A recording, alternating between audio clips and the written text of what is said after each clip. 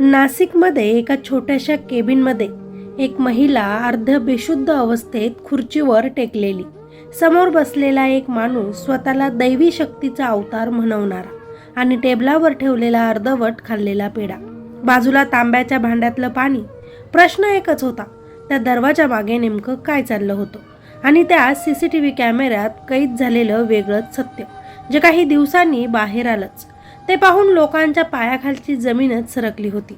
कारण ही फक्त एकाच महिलेची गोष्ट नव्हती, ही होती शेकडो आयुष्यांची कहाणी, जी विश्वास या एका शब्दावर उभी होती. आणि त्याच विश्वासाने त्यांना नरकात ढकललं होतं. या सत्य घटनेतील कर्तधार आहे अशोक खरात, ज्याला लोक कॅप्टन बाबा म्हणून ओळखत होते. पण त्याचं खरं रूप याची कुणालाही कल्पना नव्हती. तो फक्त भविष्य सांगत नव्हता, तो लोकांच्या भीतीशी खेळत होता. ज्यांना मुलं होत नव्हती त्यांना मुलं कधी होईल सांगायचा आणि आशीर्वाद द्यायचा. त्यांच्या कमकुवतपणावर हल्ला करत होता आणि त्यातून स्वतःचं साम्राज्य उभारत होता. सुरुवातीला तो अगदी साधा भासायचा. पांढरे कपडे, शांत आवाज, डोळ्यात एक विचित्र आत्मविश्वास. तो म्हणायचा, तुझ्यावर संकट येणार आहे, पण मी आहे ना.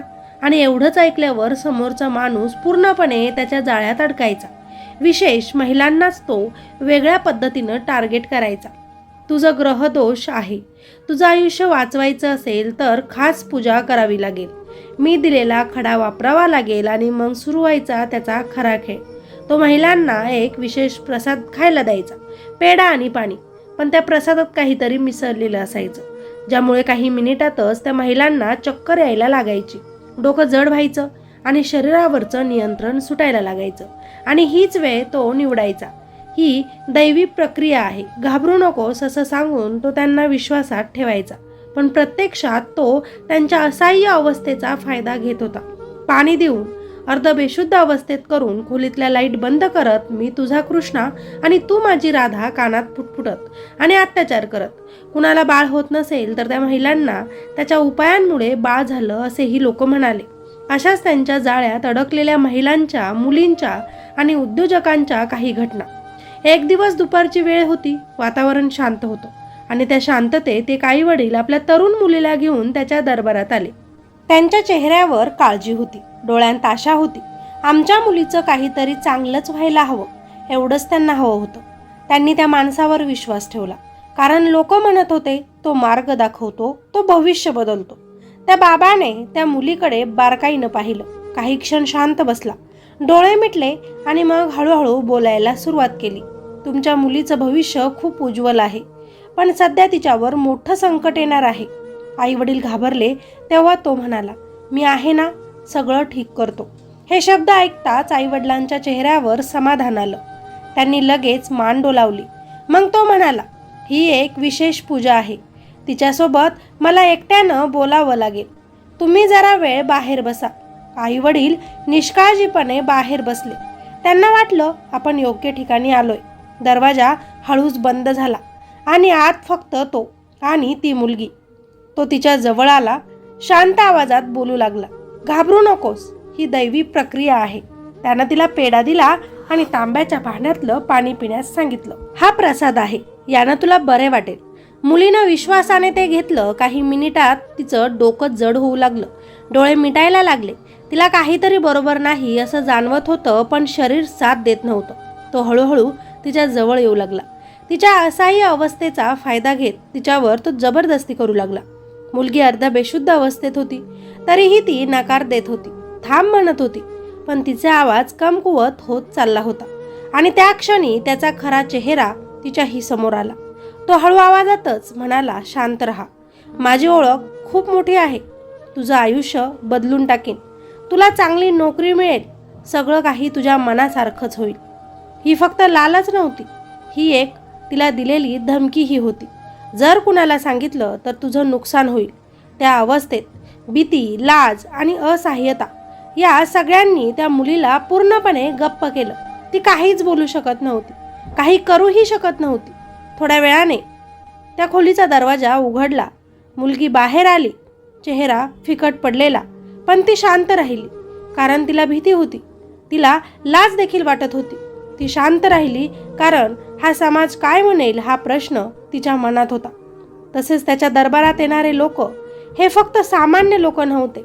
मोठमोठ्या घरातील महिला, राजकारण्यांच्या कुटुंबातील महिला, पोलीस अधिकाऱ्यांच्या घरातील महिला, अशा अनेक प्रभावशाली लोकांचा त्याच्यावर खूप विश्वास होता. आणि हाच त्याचा सर्वात मोठा सुरक्षा कवच होता. कारण जेव्हा माणूस समाजात मोठ्या स्थानावर असतो तेव्हा त्याला स्वतःची इज्जत जपणं जास्त महत्त्वाचं वाटतं. आणि याचाच फायदा तो घेत होता. प्रत्येक जण आतून तुटत होता, पण बाहेरून शांत होता. कोणीच आवाज उठवत नव्हतं.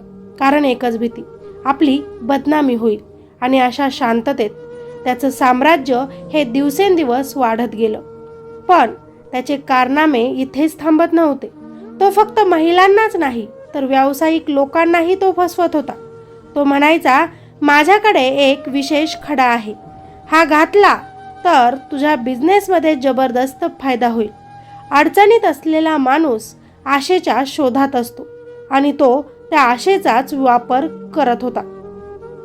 अशाच एका बिझनेसमॅनची गोष्ट. तो मोठ्या अपेक्षानं त्याच्याकडे गेला. त्यानं त्याची पत्रिका पाहिली. काही वेळ शांत बसला आणि मग म्हणाला, तुझ्या व्यवसायावर ग्रहाचा परिणाम आहे, पण हा खडा घातलास तर सगळं बदलेल. त्या माणसाला विश्वास बसला आणि जवळजवळ 3 लाख रुपये देऊन त्यानं तो खडा त्याच्याकडून घेतला. पण सत्य काय होतं? तो खडा पूर्णपणे डुप्लिकेट, नकलीच होता. एक स्वस्त दगड जो फक्त दैवी उपाय म्हणून त्या माणसानं विकला गेला होता. अशा प्रकारे तो लोकांच्या भीतीवर, त्यांच्या अडचणींवर आणि त्यांच्या अज्ञानावर पैसा कमवत होता. आणि सगळ्यात धक्कादायक गोष्ट म्हणजे तो लोकांच्या नात्याशीही खेळत होता. कोणताही क्लायंट त्याच्याकडे आला, महिला असो किंवा एखादा पुरुष, जर ते दोघंही एकत्रच आले असतील तर तो त्यांच्या आयुष्याचं भविष्य ठरवायला लागायचा. तुमच्या पत्रिकेनुसार तुम्ही दोघंही एकमेकांसाठीच बनलेले आहात, तुमचं नातं खूप पुढे जाईल असं सांगून तो त्यांच्या मनात प्रेमाची बीजं पेरायचा. ते दोघंही जवळ यायचे, एकमेकांवर विश्वास ठेवायचे, त्यांचं प्रेम प्रकरण सुरू व्हायचं. पण काही महिन्यांनी तोच माणूस पुन्हा खेळ बदलायचा. तो त्या पुरुषाला फोन करायचा, ती मुलगी आता प्रेग्नेंट आहे, पण ती तुझ्यासाठी आता योग्य नाही, तुझ्यावर मोठं संकट येईल, हे प्रकरण लगेचच मिटवावं लागेल. भीती, घाई आणि संभ्रम या सगळ्यांचा फायदा घेत तो त्या पुरुषाकडून पैसे उकळायचा. आणि त्याच वेळी तो त्या मुलीलाही वेगळंच कारण सांगायचा, तुमचे गुण जुळत नाहीत, तुमचं नातं पुढे गेलं तर मोठं तुलाच संकट येईल, तुम्ही दोघंही आता वेगळं व्हावं. अशा प्रकारे तो एकाच वेळी दोघांचंही आयुष्य उद्ध्वस्त करत होता. त्यांचं नातं तोडत होता आणि त्यातून सुद्धा तो पैसा कमावत होता. हे फक्त 1-2 किस्से नाहीत, असे कितीतरी कारनामे, कितीतरी आयुष्य ज्यांच्याशी तो खेळत होता. खास करून सामान्य घरातील महिलांसोबत त्यानं खूप वाईट कृत्य केले होते. आणि सगळ्यात मोठी गोष्ट म्हणजे लोक अजूनही त्याच्यावर विश्वासच ठेवत होते. काही CCTV फुटेजमध्ये दिसलं की कॅबिनमध्ये लपवलेले कॅमेरे होते, ज्यातून तो महिलांचे व्हिडिओ रेकॉर्ड करायचा आणि नंतर त्या व्हिडिओंच्या आधारे त्यांना ब्लॅकमेल करत असावा. तो फक्त ज्योतिषी नव्हता, तर numerology, black magic, past life connection अशा गोष्टींचं जाळं तयार करून लोकांना मानसिकरित्या पूर्णपणे त्याच्यावर अवलंबून ठेवायचा. तू माझ्याशिवाय वाचू शकत नाहीस अशी भीती त्यांच्या मनात बसवायचा. त्याच्याकडे येणाऱ्या लोकांमध्ये काही प्रभावशाली व्यक्तींचाही समावेश होता, पण ज्यामुळे त्याच्यावर आधी कारवाई होणं कठीण झालं, कारण त्यांचं प्रोटेक्शन खूप मजबूत होतं. नाहीतर 1 वर्ष आधीच तो जेलमध्ये असता. आता तर काही पीडित महिलांनी सांगितलं की त्याने त्यांना दैवी संबंध नावाखाली शारीरिक जवळीक करण्यासाठी दबाव टाकला होता आणि नकार दिल्यास तुझ्यावर खूप मोठं संकट येईल अशी भीतीही दाखवली होती. अशा प्रकारे एकामागून एक घटना घडतच राहिल्या, पण कुणीच आवाज उठवत नव्हतं. कारण भीती, लाज आणि समाजाचं दडपण या सगळ्यांनीच त्या महिलांना गप्प ठेवलं. पण शेवटी एक धाडसी पाऊल पुढे आलं. एका पीडित महिलेनं पोलिसांकडे तक्रार केली आणि तिथून सुरू झाला या सगळ्या साम्राज्याचा अंत. पोलिसांना आधीच माहिती मिळाली होती की तो खूप प्रभावशाली आहे आणि सरळ जाऊन अटक करायला गेलं तर तो पळून जाऊ शकतो.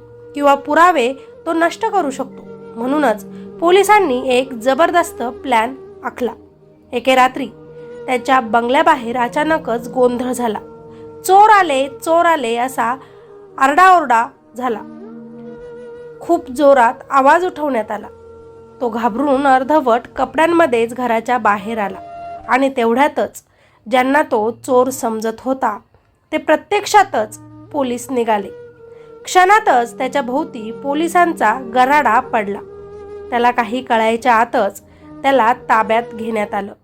पोलिसांनी या घटनेचा तपास सुरू केला. CCTV फुटेज मिळाले, पुरावे एकत्र झाले आणि अखेर त्या अशोक खरातला अटक करण्यात आली. त्याच्यावर गंभीर गुन्हे दाखल झाले आणि आता SIT त्याच्या संपूर्ण नेटवर्कचा तपास करत आहे. आज तोच माणूस जो स्वतःला देवाचा दूत म्हणवायचा तोच कायद्याच्या चौकटीत उभा आहे आणि त्याचं बनावट साम्राज्य कोसळत आहे. आधीच्या तक्रारीनंतर आणखी 3 महिला आता पुढे आलेल्या आहेत. त्यामुळे ही केस अजूनच गंभीर झाली आहे.